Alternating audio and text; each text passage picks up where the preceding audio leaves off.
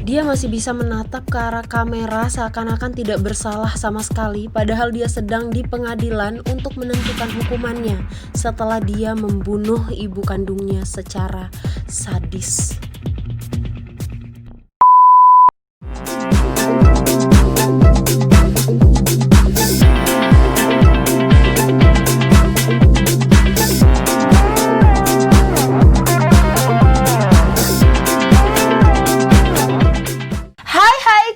Assalamualaikum warahmatullahi wabarakatuh. Jumpa lagi sama aku, Teni Amelia Putri di Teni TAP TV.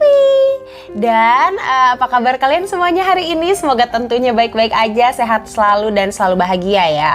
Kali ini jumpa lagi sama aku buat menghibur kalian, buat bikin kalian tuh ngeri-ngeri sedap gitu. Dan kali ini kita bakalan kembali ke segmen yang kita tunggu-tunggu di channel ini, yaitu segmen Termuram. Teni ngobrolin mistis, unik, dan seram. Kali ini aku akan membahas tentang salah satu wanita cantik yang baru-baru ini tuh viral banget. Jadi kayak di TikTok ya, di aplikasi TikTok, di FYP ku itu beberapa kali muncul dia, dan banyak banget followers aku yang minta untuk diceritain tentang dia ini. Namanya adalah Isabella Guzman. Nah, dia ini digadang-gadang sebagai seorang psikopat yang seperti seakan-akan gak memiliki kesalahan, padahal dia sudah menghabisi ibunya secara sangat-sangat sadis. Nah, daripada lama-lama lagi aku menjelaskan di sini ya, lebih baik langsung aja kita ke segmen Termuram. Teni ngobrolin mistis, unik, dan seram.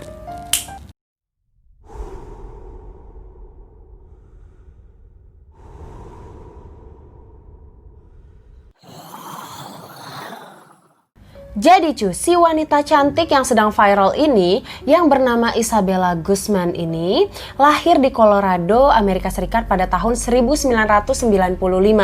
Jadi sekarang usianya itu sekitar 25 tahun. Nah, sebenarnya ya, hal ini tuh baru viral lagi sekarang, padahal kejadiannya adalah 7 tahun yang lalu cu. Jadi pada saat itu usianya baru 18 tahun. Video yang viral beberapa hari ini adalah Isabella Guzman masih tetap bisa tersenyum ke arah kamera padahal dia sedang diadili karena telah membunuh ibu kandungnya sendiri.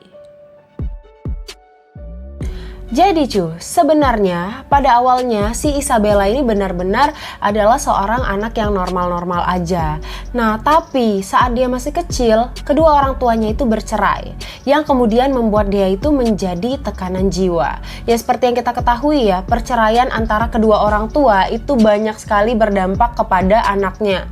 Bisa jadi anaknya ini jadi kurang perhatian dari orang tuanya, yang membuat sang anak itu mentalnya terganggu. Nah, mungkin inilah yang terjadi sama si Isabella ini cu. Seseorang yang mengalami gangguan jiwa itu udah dipastikan dia tidak mampu untuk mengontrol kejiwaannya, emosinya, dan lain-lain. Nah, seperti inilah yang terjadi sama si Isabella. Kemudian Isabella ini makin jadi barbar setelah ibunya itu menikah lagi. Ibu kandungnya bernama Yoon Mi Hoi menikah dengan seorang pria yang bernama Rian Hoi. Menurut keterangan dari sang ayah tiri, semenjak pernikahannya dengan ibu dari Isabella, dia itu melihat hubungan antara sang ibu dengan Isabella itu semakin lama semakin memburuk cu. Jadi sepertinya ya, Isabella yang dari kecil mengalami tekanan jiwa, kemudian melihat ibunya menikah lagi, itu tuh kayak mungkin dia merasa semakin kekurangan kasih sayang, atau mungkin dia benar-benar gak setuju, dia tuh selalu marah sama ibunya. Nah, jadi menurut keterangan dari sang ayah ini juga, mereka berdua itu sering bertengkar. Sang ibu dengan si Isabella seringkali cekcok, dan juga si Isabella ini selalu melawan kepada ibunya. Kemudian setelah hubungan antara anak dan ibu ini semakin hari semakin buruk, semakin hari semakin banyak pertengkaran, kemudian pada tanggal 27 Agustus 2013 ya, sang ibu mendapatkan email yang dikirimkan oleh Isabella. Dan di sana email itu bertuliskan kau akan menebusnya atau kau akan membayarnya. Nah, jadi kayak Isabella itu semacam memberikan ancaman kepada ibunya. Nah, dari email tersebut udah pasti kita semua juga bisa ngerti kan cu, bahwa si Isabella ini udah bener-bener dendam, amarah, emosi banget sama ibunya. Nah, jadi karena sang ibu ini sebenarnya memang udah tahu bahwa anak ini emang udah mengalami gangguan mental. Jadi kayak emosinya itu selalu meledak-ledak gitu. Nah, jadi sang ibu yang udah takut, dia itu merasa benar-benar terancam. Sebenarnya ibu ini tuh langsung sigap dalam mengambil keputusan cuy. Jadi karena dia merasa takut dan terancam, dia langsung menghubungi polisi. Jadi dia minta diamankan oleh polisi. Dia bilang bahwa anaknya itu sempat mengancam dia. Nah, kemudian setelah polisi ditelepon oleh sang ibu, polisi pun datang ke rumahnya, kemudian juga melihat keadaan dan situasi di sana. Setelah dirasa ini aman-aman aja deh, nggak bakalan terjadi apa-apa gitu. Jadi polisinya udah pulang dan sang ibu juga udah mulai merasa lega gitu kan. Dia pikir masalahnya itu udah selesai dan nggak ada lagi. Tapi ternyata keesokan harinya pada tanggal 28 Agustus 2013, sang ayah kandung dari Isabella yang bernama Robert Guzman. Nah, pria ini dia tuh mendengar bahwa mantan istrinya itu sempat diancam oleh anaknya ini ya kan. Nah, jadi sang ayah itu berusaha untuk menenangkan Isabella. Jadi dia sempat mengajak Isabella itu untuk jalan-jalan di halaman rumah dan kemudian dia menasehati Isabella. Dia menasehati Isabella tentang hal-hal yang positif.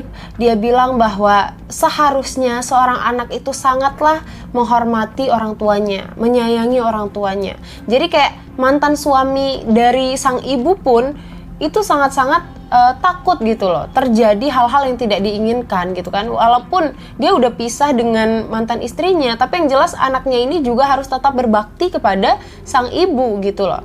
Nah, jadi dia itu udah sempat menasehati si Isabella, dia sempat menenangkan si Isabella, dan yang dipikir oleh sang Robert Guzman atau ayah kandung dari Isabella ini, dia itu udah memberikan wejangan gitu loh. Dan dia pikir, oh aman deh kayaknya Isabella pasti bisa ngerti, dia pasti nggak emosi lagi. Nah, tapi ternyata cu, masih di hari yang sama, tepat pada tanggal 28 Agustus 2013 ini, sang ibu pulang kerja pada malam hari pukul 9:30. Nah, jadi pas dia pulang kerja nih si ibu, dia pun ingin membersihkan diri, jadi kayak mandi gitu kan. Nah, tiba-tiba ya sang ayah tiri mendengarkan suara teriakan dari sang ibu. Kemudian cu, saat sang ayah tiri atau Rian Hoi ini mendengarkan suara istrinya yang teriak meminta pertolongan, nah jadi dia ini benar-benar panik dan mencoba untuk membuka pintu kamar mandi. Tapi ternyata pintu tersebut udah dikunci sama si Isabella. Jadi di dalam sana ada Isabella bersama dengan ibunya, yang kemudian membuat Rian ini semakin panik lagi ketika dia melihat darah yang mengalir dari bawah pintu gitu. Jadi kayak dia udah benar-benar negatif thinking, ini istri saya dibunuh nih sama anaknya. Setelah akhirnya pintu kamar mandi tersebut bisa terbuka, Rian, sang ayah tiri, hanya bisa terdiam melihat kondisi sang istri yang sudah tergeletak bersimbah darah. Dan juga Isabella yang mengancungkan pisau ke arah Rian ya. Jadi kayak dia juga takut, dia juga nggak pegang senjata kan pada saat itu. Dan bener aja Isabella udah menghabisi nyawa istrinya, dan kemudian Isabella pun lari menuruni tangga dan pergi dari tempat itu. Sang ayah tiri benar-benar mencoba untuk membangunkan istrinya, tapi istrinya ini udah meninggal dunia ya. Nah, di saat si Rian Hoi ataupun ayah tirinya ini tadi sebelum pintu kamar mandi tersebut terbuka, dia sempat nelpon 911 dan juga nelpon polisi untuk segera datang ke tempat tersebut. Nah, jadi beberapa jam kemudian polisi pun datang dan melihat keadaan dari sang istri ataupun ibu kandung dari Isabella ini sudah meninggal dunia. Ketika si Isabella ini melarikan diri dari rumah tersebut, dia ini bingung mau kemana. Nah, kemudian dia pun sempat mendatangi sebuah minimarket ya. Jadi ini tuh jadi kayak saksi juga gitu loh, salah satu petugas di minimarket tersebut. Dan menurut kesaksiannya ya, Isabella ini datang dengan banyak bercak-bercak darah di badannya. Nah, kemudian ditanya, kamu kenapa gitu, dan Isabella ini mengakui bahwa dia baru saja mengalami pemerkosaan. Nah, tapi dia meminta pertolongan banget kepada orang yang ada di minimarket tersebut untuk tidak menelpon polisi karena dia merasa kayak rahasiakan aja hal ini dan aku mau numpang mandi gitu. Dan dia pun numpang mandi di minimarket tersebut. Orang kan kasihan ngelihat dia, dipikir dia ini korban dari pemerkosaan, tapi ternyata dia baru aja melakukan pembunuhan. Nah, tapi cuy, nggak memakan waktu lama, setelah 16 jam ditetapkan sebagai buronan ya, dia ini udah bisa diringkus oleh polisi. Pada bulan Desember 2013, yakni 4 bulan setelah kejadian itu terjadi, diadakan sidang untuk menentukan hukuman apa yang akan diterima oleh si Isabella ini. Dan banyak banget kan masyarakat yang berharap bahwa dia ini harus dihukum seberat-beratnya gitu loh. Dia udah tega membunuh ibu kandungnya sendiri yang berusia 47 tahun. Dan Isabella ini juga sudah membunuh ibu kandungnya dengan benar-benar sadis. Sebenarnya ya pada saat kejadian tersebut, setelah selesai kejadian ditemukan sebuah tongkat baseball dan juga ditentukan bahwa si Isabella ini sudah menikam bagian wajah ibunya sebanyak 35 kali dan menikam leher ibunya sebanyak 51 kali. Gila, ini benar-benar anak durhaka di atas durhakanya lagi ya. Nah, tapi ada fakta yang lebih mengerikan lagi adalah di pengadilan terungkap bahwa Isabella ini menusuk, menikam ibunya itu nggak cuma sekedar 35 kali sama 51 kali, tapi sebanyak 151 kali. Jadi udah benar-benar nggak ada bentuknya lagi cuy. Kok ada seorang anak gitu loh, tega membunuh ibu kandungnya sendiri dengan begitu sadis gitu. Kalau misalnya karena emosi atau ketidaksengajaan itu mungkin ketusuk sekali mungkin. Ini 151 kali. Kemudian cuy, di pengadilan akhirnya ditentukan bahwa si Isabella ini divonis tidak bersalah. Ini tuh sebenarnya banyak banget membuat orang tuh jadi geram, yang kayak berat banget, seharusnya dia tuh mendapatkan hukuman yang setimpal. Nah tapi ternyata nggak bisa cuy, karena sebenarnya si Isabella ini memang sudah mengalami kegilaan ataupun gangguan kejiwaan, yang kemudian Isabella ini bukannya dikirim ke penjara, tapi dia ini akhirnya dikirim ke sebuah rumah sakit jiwa yang bernama Rumah Sakit Pueblo. Nah, di sini itu ada dokter yang merawat si Isabella ini sendiri. Namanya adalah Dr. Richard Pounds. Dokter ini pun mengatakan bahwa Isabella ini udah positif terkena gangguan jiwa, yaitu paranoia skizofrenia. Nah, dia itu sering kali ya melakukan hal-hal yang aneh gitu loh. Jadi dia itu benar-benar sering menatap ruang hampa, lalu berbicara dengan seseorang yang tidak terlihat dan seringkali tertawa sendiri. Jadi udah benar-benar fix banget bahwa si Isabella ini emang udah nggak waras lagi gitu loh cuy. Kenapa dia bisa melakukan hal yang seperti ini? Nah, jadi ya kenapa si Isabella ini sampai viral banget sekarang, padahal kejadiannya udah 7 tahun yang lalu. Jadi video pada saat dia di pengadilan ini tuh jadi viral lagi pada tahun 2020 ini. Kelihatan ekspresi dari Isabella ini benar-benar kayak orang gak bersalah gitu loh cuy.